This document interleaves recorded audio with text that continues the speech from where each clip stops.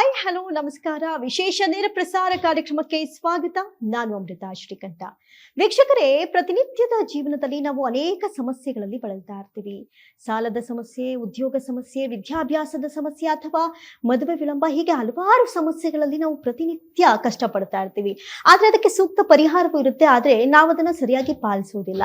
ಅಂತಹ ಸಮಸ್ಯೆಗಳನ್ನ ಹೇಗೆ ಪರಿಹರಿಸಿಕೊಳ್ಬೇಕು ಅಂತ ಖುದ್ದಾಗಿ ಹೇಳ್ತಾರೆ. ಇವತ್ತಿನ ನಮ್ಮ ಕಾರ್ಯಕ್ರಮದಲ್ಲಿದ್ದಾರೆ ಖ್ಯಾತ ಸಂಖ್ಯಾಶಾಸ್ತ್ರಜ್ಞ ಹಾಗೂ ಕ್ರಿಸ್ಟಲ್ ಜ್ಯೋತಿಷಿಗಳಾದಂತಹ ಮೀತಾ ಅವರು. ಅವ್ರನ್ನ ಮೊದಲಿಗೆ ಕಾರ್ಯಕ್ರಮಕ್ಕೆ ವೆಲ್ಕಮ್ ಮಾಡ್ಕೊಳ್ಳೋಣ. Ma'am, welcome to the show. ನಮಸ್ತೆ. ಎಸ್ ಮ್ಯಾಮ್, ನಾನು ಆಗ್ಲೇ ಹೇಳ್ದಂತೆ ಪ್ರತಿನಿತ್ಯದ ಜೀವನದಲ್ಲಿ ನಾವು ಹಲವಾರು ಸಮಸ್ಯೆಗಳನ್ನ ಎದುರಿಸ್ತಾ ಇರ್ತೀವಿ. ಅದೇ ಪರಿಹಾರದ ಮೂಲ ಮಾತ್ರ ನಮಗೆ ಗೊತ್ತಿರೋದಿಲ್ಲ.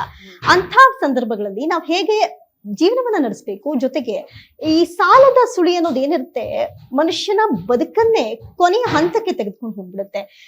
ಅದ್ರ ಬಗ್ಗೆ ಮಾತನಾಡೋದಾದ್ರೆ ನೋಡಿ, ಮನುಷ್ಯ ಅಂದ್ಮೇಲೆ ಪ್ರತಿಯೊಬ್ಬ ಮನುಷ್ಯನಿಗೂ ಎಲ್ಲಾ ತರದ ಒಂದು ಪ್ರಾಬ್ಲಮ್ ಇದ್ದೇ ಇರುತ್ತೆ.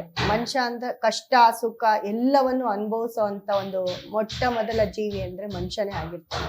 ಸೊ ಮನುಷ್ಯನ್ಗೆ ಏನಾದ್ರೂ ಒಂದು ಯಾವ್ದಾದ್ರು ಒಂದು ಟೈಮಲ್ಲಿ ತುಂಬಾ ಸುಖವಾಗಿದ್ರು ಅದ್ರಲ್ಲಿ ಸುಖದಲ್ಲೇ ಏನಾದ್ರೂ ಒಂದು ಪ್ರಾಬ್ಲಮ್ ಇದ್ದೇ ಇರುತ್ತೆ.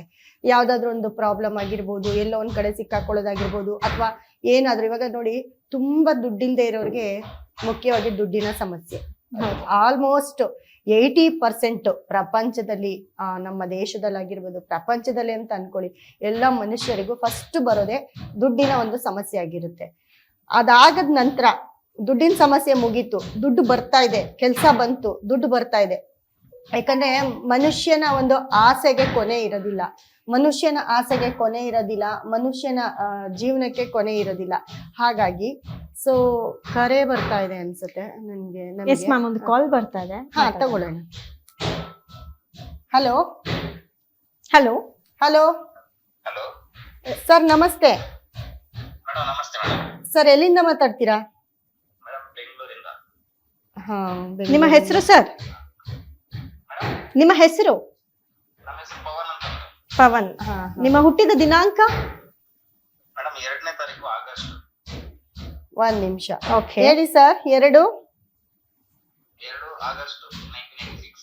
2/8/1996. Yes madam, correct. ಟೈಮಿಂಗ್ಸ್ ಹೇಳಿ ಹುಟ್ಟಿದ ಸಮಯ ಹೇಳಿ ಸರ್. ಮೇಡಮ್, ಟೈಮಿಂಗ್ಸ್, ಹುಟ್ಟಿದ ಸಮಯ. Timings morning 8:45. 8:45 morning. Yes madam, yes. ಏನ್ ಪ್ರಶ್ನೆ ನಿಮ್ದು? ಮೇಡಮ್, ಸಾಲಗಳು ಜಾಸ್ತಿ ಆಗ್ತಾ ಹೋಗೋದು. ಇನ್ನ ಸ್ಟಾರ್ಟಿಂಗ್ ಇವಾಗ ಸ್ಟಾರ್ಟ್ ಆಯ್ತು. ಅದೇ ಸಮಸ್ಯೆ ಇದೆ. ನೋಡಿ, ನಿಮ್ದು ಪರಿಹಾರ ಸಿಗುತ್ತಾ ಅಂತ. ಕುಂಭರಾಶಿ ಪೂರ್ವಭದ್ರ ನಕ್ಷತ್ರ. S madam, correct. ಕುಂಭರಾಶಿ ಪೂರ್ವಭದ್ರ ನಕ್ಷತ್ರ ಬರುತ್ತೆ. ನಿಮ್ಗೆ ನಡೀತಾ ಇರೋ ಟೈಮ್ ಬಂದು, ಈಗ ನಡೀತಾ ಇರೋ ಟೈಮ್ ಬಂದು ಬುಧ ದಶೆ ನಡೀತಾ ಇದೆ. ಸೊ ನಿಮ್ಮ ಲಗ್ನಾಧಿಪತಿ ಬುಧ ಅಂದ್ರೆ ನಿಮ್ಗೆ ಇನ್ನ June 26, ಯಾಕಂದ್ರೆ ಇವಾಗ ನಿಮ್ಗೆ ಶನಿ ದಶೆ ಕೊನೆಯ ಹಂತದಲ್ಲಿ ಇದ್ದೀರಾ ಈ ವರ್ಷ. ನೆಕ್ಸ್ಟ್ ಬರೋ ವರ್ಷ 6ನೇ ತಿಂಗಳಿಂದ ನಿಮ್ಗೆ ಒಳ್ಳೆ ಟೈಮ್ ಬರುತ್ತೆ, ಒಳ್ಳೆ ಟೈಮ್ ನಡೆಯುತ್ತೆ. ಹಾಗಾಗಿ ಅಂದ್ರೆ ನಿಮ್ಮ ಲಗ್ನಕ್ಕೆ ಅಧಿಪತಿ ಬುಧನೇ ಆಗಿರ್ತಾನೆ. ಸೊ ನಿಮ್ಮ ಲಗ್ನಾಧಿಪತಿ ದಶೆ ನಡೆಯುತ್ತೆ. ಆ ಲಗ್ನಾಧಿಪತಿ ದಶೆ ನಡಿಬೇಕಾದ್ರೆ ನೀವೇನ್ ಇವಾಗ ಸಾಲ ಮಾಡ್ಕೊಂಡಿದೀರಾ, ಏನ್ ಕೆಲಸ ಮಾಡ್ತೀರಾ ನೀವು? ಬಿಸ್ನೆಸ್? Driver madam. ಸೊ ನಿಮ್ಮ ಏನ್ ಕೆಲ್ಸ ಇದೆ ನೋಡಿ, ನಿಮ್ಮ ಡ್ರೈವರ್ ಆಗಿರ್ಬೋದು ಅಥವಾ ನೀವೇನೇ ಕೆಲಸ ಮಾಡಿ ನೋಡಿ, ಇವಾಗ ನಡೀತಾ ಇರೋ ಟೈಮ್, ಇವಾಗ ನಿಮ್ಗೆ ಆಲ್ಮೋಸ್ಟ್ 2007ರಿಂದ 2026ವರೆಗೂ ಅಂತ ಏನು ನಿಮ್ಗೆ ಟೈಮ್ ಚೆನ್ನಾಗಿಲ್ಲ. ಹಾಗೆ ನಿಮ್ಮ ಮನೆಯಲ್ಲಿ, ನಿಮ್ಮ ಕುಟುಂಬದಲ್ಲಿ ಯಾರಿಗಾದ್ರೂ ಕಿಡ್ನಿ ಪ್ರಾಬ್ಲಮ್, ಕ್ಯಾನ್ಸರ್ ತೊಂದ್ರೆ ಯಾರಿಗಾದ್ರೂ ಇದೆಯಾ? ನಿಮ್ ತಾತ, ನಿಮ್ಮ ಅಜ್ಜಿ, ನಿಮ್ಮ ಅಪ್ಪ, ನಿಮ್ಮಮ್ಮ, ಯಾರಿಗಾದ್ರೂ ನಿಮ್ಮ ಕುಟುಂಬದಲ್ಲಿ ಯಾರಿಗಾದ್ರೂ ಆತರ ತೊಂದ್ರೆ ಕಾಡಿರೋದುಂಟಾ? ಏನಿಲ್ಲ ಮೇಡಮ್. ಹಾ, ಹಂಗೆ ಆತರ ಏನು ಇಲ್ಲ ಅಂತ ಅಂದ್ರೆ ನೆಕ್ಸ್ಟ್ ಫ್ಯೂಚರ್ ಅಲ್ಲಿ ಈ ಒಂದು ಸಮಸ್ಯೆ ನಿಮ್ಮನ್ನ ಕಾಡ್ಬೋದು. ಅದನ್ನ ನೀವು ಹೆಲ್ತ್ನ ಜೋಪಾನವಾಗಿ ನೋಡ್ಕೊಳ್ಬೇಕಾಗತ್ತೆ. ಯಾಕಂದ್ರೆ ನಿಮ್ಗೆ 8ನೇ ಮನೆಯಲ್ಲಿ ಶನಿ ಮತ್ತೆ ಕೇತು ಒಟ್ಟಿಗೆ ಇರ್ತಾರೆ. ಹಾಗಾಗಿ ಅದನ್ನ ನೋಡ್ಕೊಳ್ಬೇಕು. ಮತ್ತೆ ನೋಡಿ, ನಿಮ್ಗೆ 7 ಅಂತ ಬಂದಾಗ ಸಪ್ತಮಾಧಿಪತಿ ಶನಿ 8ನೇ ಮನೆಗೆ ಹೋಗಿದ್ದಾಗ ಅದು ನಿಮ್ಮ ಮದುವೆ ಆಗಿದೆಯಾ ನಿಮ್ಗೆ? ಇನ್ನೂ ಇಲ್ಲ ಮೇಡಮ್. ನಿಮ್ಮ ಮದುವೆ ಆಗಿ ನಿಮ್ಮ ಹೆಂಡತಿಗೂ ಬರ್ಬೋದು ಅದು. ಆಲ್ಮೋಸ್ಟ್ ನನ್ನ ಪ್ರಕಾರ ಇವಾಗ ಶನಿ ದಶೆ ನಡೀತಿದೆ 2007ರಿಂದ 26 ಜೂನ್ ವರೆಗೂ ಇರುತ್ತೆ. ಈ ಟೈಮಲ್ಲಿ ಯಾರಿಗಾದ್ರೂ ಆರೋಗ್ಯ ಸಮಸ್ಯೆ ಆಗೇ ಆಗಿರುತ್ತೆ. ನಿಮ್ ಜೊತೆ ನಿಮ್ ಪಾರ್ಟ್ನರು ನಿಮ್ ಮನೆಯವ್ರಿಗೂ ಯಾರಿಗಾದ್ರೂ ಆಗಿರುತ್ತೆ, ಸ್ವಲ್ಪ ನೋಡ್ಕೊಳ್ಬೇಕಾಗತ್ತೆ. ಮತ್ತೆ ನಿಮ್ಗೆ ಶುಕ್ರ ಮತ್ತೆ ಕುಜ ತುಂಬಾ ಚೆನ್ನಾಗಿದ್ದಾನೆ, ನಿಮ್ ಜಾತಕದಲ್ಲಿ ತುಂಬಾ ಚೆನ್ನಾಗಿದ್ದಾನೆ. 2026 ನೀವು ಮುಟ್ಟಿದೆಲ್ಲ ಚಿನ್ನ ಅನ್ಕೋಬಹುದು. ಯಾಕಂದ್ರೆ ನಿಮ್ಮ ಟೈಮು ಆಗ ನಿಮ್ಮ ಲಗ್ನ ಬಂದು ಸಿಂಹ ಲಗ್ನ ಆಗಿರುತ್ತೆ. ಆದ್ರೆ ನಿಮ್ಮ ಲಗ್ನಕ್ಕೆ ಬುಧ ಅಲ್ಲೇ ಇರೋದ್ರಿಂದ ನಿಮ್ಗೆ ಲಗ್ನಾಧಿಪತಿ ದಶ ನಡೆಯೋದ್ರಿಂದ ತುಂಬಾ ಎಷ್ಟು 26 2043 ಸಿಕ್ಕಾಪಟ್ಟೆ ಚೆನ್ನಾಗಿರ್ತೀರಾ. ಮತ್ತೆ ಇವಾಗ ಸಾಲ ಅಂತ ಕೇಳಿದ್ರಿ, ನಿಮ್ಮ ಪ್ರಾಬ್ಲಮ್ ಸಾಲ ಅಂತ ಕೇಳಿದ್ರಿ. ನಿಮ್ಮ ಸಾಲದ ಸಮಸ್ಯೆಗೆ ನೋಡಿ ನಮ್ಮಲ್ಲಿ ನಮ್ಮ ನಂಬರ್ ಇರುತ್ತೆ, ನಮ್ಮ ನಂಬರ್ ಡಿಸ್ಪ್ಲೇ ಮೇಲೆ ಹೋಗ್ತಾ ಇದೆ, ಅದು ನಮ್ಮ ಸಂಸ್ಥೆ ನಂಬರ್ ಆಗಿರುತ್ತೆ. ಸೊ ಆ ನಂಬರ್ಗೆ ಕರೆ ಮಾಡಿದ್ರೆ ನೀವು ಆನ್ಲೈನ್ ಮುಖಾಂತರ ಆದ್ರೂ ಸರಿ ಅಥವಾ ನೀವೇ ಬಂದು ನಮ್ಮ ಸಂಸ್ಥೆಯಲ್ಲಿ ತಗೊಂಡ್ರು ಸರಿ, ಫೈನಾನ್ಸ್ಗೆ ಸಂಬಂಧಪಟ್ಟಿರೋ ಒಂದು ಸ್ಟೋನ್ ಕೊಡ್ತೀವಿ. ಅದ್ರಲ್ಲೂ ನೋಡಿ ನಿಮ್ಗೆ ಈ ಬುಧ ದಶ ನಡಿಬೇಕಾದ್ರೆ, ನಿಮ್ಮ ಲಗ್ನಾಧಿಪತಿ ದಶ ನಡಿಬೇಕಾದ್ರೆ ನಿಮ್ಗೆ ನೋಡಿ ಇಲ್ಲಿದೆ ಸ್ಟೋನ್. ನಿಮ್ಗೆ ಇದು ಬಂದು ನಿಮ್ಮ ಹಣಕಾಸಿನ ಸಮಸ್ಯೆಗೆ ಈ ಒಂದು ಸ್ಟೋನ್ ಅನ್ನ ನೀವು ನಮ್ಮ ಹತ್ರ ತಗೊಳ್ಳೋದು ಇಂಪಾರ್ಟೆಂಟ್ ಅಲ್ಲ, ಇದನ್ನ ಯಾವ ಜಾಗದಲ್ಲಿ ಇಡ್ಬೇಕು, ಯಾವ ಟೈಮಲ್ಲಿ ಇಡ್ಬೇಕು, ಇದನ್ನ ಹೇಗೆ ಉಪಯೋಗಿಸ್ಬೇಕು ಅನ್ನೋದನ್ನ ಹೇಳ್ತೀವಿ ನಾವು. ಅದನ್ನ ಮಾಡಿದ್ರೆ 100 100%, 1000% ನೀವು ಸಾಲದಿಂದ ಹೊರಗಡೆ ಬಂದೇ ಬರ್ತೀರಿ. ಇದನ್ನ ಯಾರು ಹೇಳಿರಲ್ಲ, ಯಾರು ಕೊಟ್ಟಿರಲ್ಲ. ಈ ತರ ನಾನು ಕೊಡ್ತಾ ಇದ್ದೀನಿ ಅಂದ್ರೆ 100% ಅಲ್ಲ 1000% ನಿಮ್ಗೆ ಇದರಿಂದ ರಿಸಲ್ಟ್ ಇದೆ. ಹಾಗಾಗಿ ಆ ಒಂದು ಸ್ಟೋನ್ ಯೂಸ್ ಮಾಡಿ ಸಾಕು. ಅದು ಹೇಳದ್ನಲ್ಲ, ತಗೊಳ್ಳೋ ಡೇ ಇಂಪಾರ್ಟೆಂಟ್ ಆಗಿರುತ್ತೆ, ಇಡೋ ಜಾಗ ಇಂಪಾರ್ಟೆಂಟ್ ಆಗಿರುತ್ತೆ. ಎಲ್ಲೆಲ್ಲ ಸಿಕ್ಕುತ್ತೆ ಅಂತ ತಗೊಳ್ಳೋದಲ್ಲ, ಅದನ್ನ ಹೇಗೆ ಉಪಯೋಗಿಸ್ಕೊಳ್ಬೇಕು ಅನ್ನೋದು, ಅದು ನಿಮ್ಗೆ ಪಾಸಿಟಿವ್ ಆಗ್ತಾ ಹೋಗುತ್ತೆ. ನೀವೇನೇ ಸಾಲದಲ್ಲಿ ಇರ್ಲಿ, ಸಾಲದಿಂದ ನಿಮ್ಗೆ ಮುಕ್ತಿ ಒಂದೇ ಹೊಂದುತ್ತೆ. ಮತ್ತೆ ನಿಮ್ ಟೈಮ್ ಚೆನ್ನಾಗಿರೋದ್ರಿಂದ, ನಿಮ್ಗೆ ಬುಧ ದಶ ನಡೆಯೋದ್ರಿಂದ ನೀವು ಅತಿ ಹೆಚ್ಚು ಗ್ರೀನ್ ಕಲರ್ ಬಟ್ಟೆ ಆಗಿರ್ಬೋದು ಅಥವಾ ಹೆಸರು ಕಾಳನ್ನ ಅತಿ ಹೆಚ್ಚು ಯೂಸ್ ಮಾಡೋದು, ನಿಮ್ಮ ಮನೇಲಿ ಹೆಸರು ಕಾಳನ್ನ ತಂದು ಸ್ಟಾಕ್ ಇಡೋದು, ಯಾಕಂದ್ರೆ ಬುಧನ ಆಕ್ಟಿವೇಟ್ ಮಾಡ್ಕೊಳ್ಳೋದು. ಅದೇ ರೀತಿ ಬುಧನಿಗೆ ಸಂಬಂಧಪಟ್ಟಂತಹ ಒಂದು ಪಚ್ಚೆ ಅನ್ನೋ ಒಂದು ಸ್ಟೋನ್ ಅನ್ನ ಕೊಡ್ತೀನಿ. ಆ ಸ್ಟೋನ್ ಅನ್ನ ನಿಮ್ ಬೆಡ್ರೂಮ್ ಅಲ್ಲಿ ಇಟ್ಕೊಂಡ್ರೆ ಖಂಡಿತವಾಗ್ಲೂ ನೀವು ಮಲಗಿ ಎದ್ದೋಳೋ ಅಷ್ಟರಲ್ಲಿ ಜಸ್ಟ್ ಒಂದು ಸತಿ ಟಚ್ ಮಾಡಿದ್ರೆ ಸಾಕು, ಆ ಬುಧ ನಿಮ್ಗೆ ಒಲಿತಾನೆ. ಆಮೇಲೆ ಬುಧ ದಶೆ ಬಂದಾಗ ಇನ್ನ ಸ್ವಲ್ಪ ಬುದ್ಧಿ ಡೆವಲಪ್ ಆಗಿರುತ್ತೆ ನಿಮ್ಗೆ, ಇನ್ನ ಸ್ವಲ್ಪ ಬುದ್ಧಿವಂತರು ಕೂಡ ಆಗ್ತೀರಾ. ಯಾವ್ದು ಮಾಡ್ಬೇಕು, ಏನ್ ಮಾಡ್ಬಾರ್ದು ಅನ್ನೋದು ತುಂಬಾ ಚೆನ್ನಾಗಿ ನಿಮ್ಗೆ ಬುಧ ಹೇಳ್ಕೊಡ್ತಾನೆ. ಮತ್ತೆ ಭೂಮಿ ವ್ಯವಹಾರ ಅದು ಇದು ಮಾಡ್ತಿದ್ರೆ ತುಂಬಾ ಸೂಪರ್ ಆಗಿ ಕ್ಲಿಕ್ ಆಗ್ತೀರಾ. ಬಟ್ ಜಾತಕ ಚೆನ್ನಾಗಿದೆ, ಎಲ್ಲೋ ಒಂದ್ ಕಡೆ ಶನಿ ಕೇತು ಒಬ್ರು ಕೆಟ್ಟಿದ್ದಾರೆ, ಅದ್ ಬಿಟ್ರೆ ಇನ್ನೆಲ್ಲರೂ ಚೆನ್ನಾಗಿದ್ದಾರೆ. ಮ್ಯಾರೇಜ್ ಲೈಫ್ ಅಂತ ಬಂದಾಗ ಮ್ಯಾರೇಜ್ ಲೈಫ್ ಅಲ್ಲಿ ಎಲ್ಲ ಸ್ವಲ್ಪ ಡಿಸ್ಟರ್ಬೆನ್ಸ್ ಇರುತ್ತೆ, ಅದನ್ನ ನೋಡ್ಕೊಳ್ಬೇಕಾಗುತ್ತೆ. ಅದ್ ಬಿಟ್ರೆ ಜಾತಕ ಸೂಪರು. ಮತ್ತೆ ನೆಕ್ಸ್ಟ್ ಟೈಮ್ ಕೂಡ ತುಂಬಾ ಸೂಪರ್ ಆಗಿದೆ. ಓಕೆ, ಥ್ಯಾಂಕ್ ಯು ಪವನ್ ಅವರೇ ಕರೆ ಮಾಡಿದ್ದಕ್ಕಾಗಿ. ಎಸ್ ಮ್ಯಾಮ್, ಸಂಸ್ಥೆ ನಂಬರ್ ಅಂತ ಹೇಳ್ತಾ ಇದ್ರಿ, ಸಂಸ್ಥೆ ನಂಬರ್ ಹೇಳ್ಬೋದಾ? ಸಂಸ್ಥೆ ನಂಬರ್ ಅಂತ ಬಂದಾಗ ನೋಡಿ, ನನ್ನ ಸಂಸ್ಥೆ ನಂಬರ್ ನೋಟ್ ಮಾಡ್ಕೊಳ್ಳಿ ನೀವು. Yes ma'am. ನಮ್ಮ ಸಂಸ್ಥೆಗೆ ಕರೆ ಮಾಡಿ ಯಾವಾಗ ಬೇಕಾದ್ರೂ, ಯಾವ ಟೈಮಲ್ಲಿ ಬೇಕಾದ್ರೂ ನೀವು ಕೇಳ್ಕೊಳ್ಬೋದು, ಫೋನ್ ಮಾಡ್ಬೋದು. ಫೋನ್ ಮಾಡಿ ಅವ್ರ ಸಮಸ್ಯೆ ಹೇಳಿದ್ರು ಅಥವಾ ಅವ್ರ ಜಾತಕ ಕೇಳಿದ್ರು ಕೂಡ ನಾವು ಫೋನ್ ನಲ್ಲೇ ಆನ್ಲೈನ್ ಮುಖಾಂತರ ಕೂಡ ಹೇಳ್ತಾ ಹೋಗ್ತೀವಿ, ಏನು ಹೇಗೆ ಪರಿಹಾರ ಕೊಡ್ಬೇಕು. ಅವ್ರ ಜಾತಕ ನೋಡಿ, ಅವರಿಗೆ ಯಾವ ಟೈಮ್ ನಡೀತಿದೆ, ಮೇನ್ ಇಂಪಾರ್ಟೆಂಟ್ ಏನ್ ಗೊತ್ತಾ, ಅವ್ರ time, date of birth, accurate, ಇದ್ರ ಮೇಲೆ ಜಾತಕ ಹೇಳಿದ್ರೇನೆ ತುಂಬಾ ಕ್ಲಿಕ್ ಆಗೋದು. ನಾವು ಮುಖ ನೋಡಿ ಹೇಳೋದು, ಕೈ ನೋಡಿ ಹೇಳೋದು ಅದೆಲ್ಲ ಅವಾಗಿನ ಕಾಲದಲ್ಲಿ ಹೇಳ್ತಾ ಇದ್ರು, ಬಟ್ ಅದು ಅಷ್ಟೊಂದು ಅಕ್ಯುರೇಟ್ ಆಗಿ ಇರೋದಿಲ್ಲ.